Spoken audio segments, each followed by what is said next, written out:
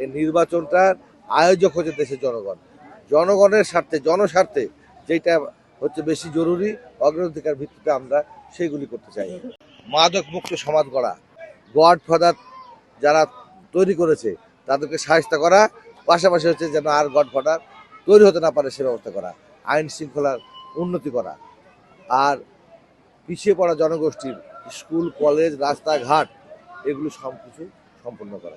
ইতিমধ্যে আপনারা জানেন যে আমার প্রবহমান মানুষের জন্য সবচেয়ে বেশি সুবিধা হয়েছে যে কৃষি প্রধান এই অঞ্চলে কৃষকদের জন্য আমরা বীজ সংরক্ষণের যে হচ্ছে কোল্ড স্টোর সেটা আমরা করতে চাই। বীজ সংরক্ষণগার আমরা তৈরি করতে চাই।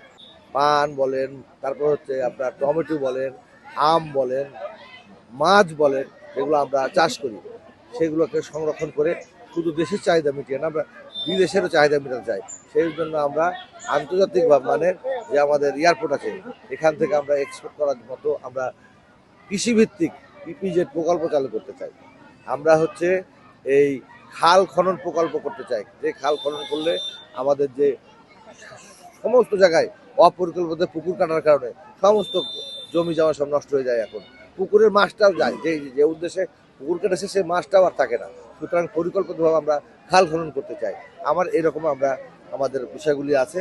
সবচেয়ে বড় কথা, এই নির্বাচনটার আয়োজক হচ্ছে দেশের জনগণ। জনগণের স্বার্থে, জনস্বার্থে যেটা হচ্ছে বেশি জরুরি, অগ্রাধিকার ভিত্তিতে আমরা সেইগুলি করতে চাই।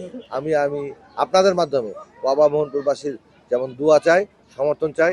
আমি এই যে ক্যাম্পেইন করে বেড়াচ্ছি, ব্যাপক সমর্থন পাচ্ছি সব জায়গায়, এবং আপনারা দোয়া করবেন আমার বাবা মোহনপুরবাসী যেন ঠিকমতো ভোটের দিন ভোট দিয়ে যেতে পারে, আর আমি যেন ভোটের পরে তাদেরকে সুচারুভাবে দেখভাল করতে পারি।